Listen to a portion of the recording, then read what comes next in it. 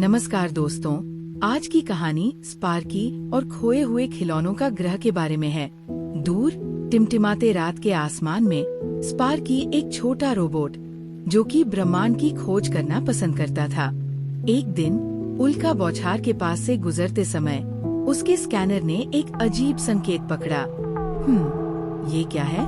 Sparky ने सोचा। संकेत एक छोटे धुंधले ग्रह से आ रहा था जो दूर से धीरे धीरे चमक रहा था। उत्सुकतावश स्पार्की जांच करने के लिए नजदीक गया और जैसे ही वह नीचे उतरा वो आश्चर्य से चौंक गया। पूरा ग्रह खिलौनों से ढका हुआ था। टेडी बियर हवा में धीरे धीरे तैर रहे थे। खिलौना कारें अपने आप इधर उधर घूम रही थीं और गुड़िया छोटी छोटी रॉकिंग कुर्सियों पर बैठी थी। लेकिन कुछ अजीब था, सभी खिलौने उदास लग रहे थे। स्पार्की ने पुकारा, हेलो। एक छोटा टेडी बियर आगे की ओर लड़खड़ाता हुआ आया। खोए हुए खिलौनों के ग्रह पर आपका स्वागत है, उसने नरम आवाज में कहा।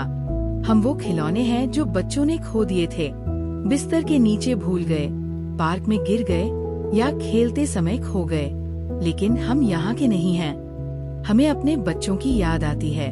स्पार्की का दिल दृढ़ संकल्प से चमक उठा। चिंता मत करो, मैं तुम्हारे घर का रास्ता खोजने में मदद करूंगा। स्पार्की ने तुरंत काम शुरू कर दिया। उसने लॉन्च पैड बनाने के लिए बिल्डिंग ब्लॉक इकट्ठा किए, पैराशूट बनाने के लिए पतंग की डोरियां बांधी और यहाँ तक कि एक जादुई जैक भी ढूंढ लिया जो इंजन के रूप में काम करता था।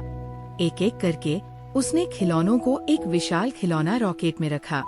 लेकिन जैसे ही वह इसे लॉन्च करने वाला था, काले बादल घिर आए और पूरे ग्रह पर तेज ब्रह्मांडीय हवाएं चलने लगी। कुछ खिलौने रॉकेट से बाहर गिर गए और पैराशूट उलझ गए। अरे नहीं, हम तैयार नहीं हैं, एक खिलौना रोबोट चिल्लाया।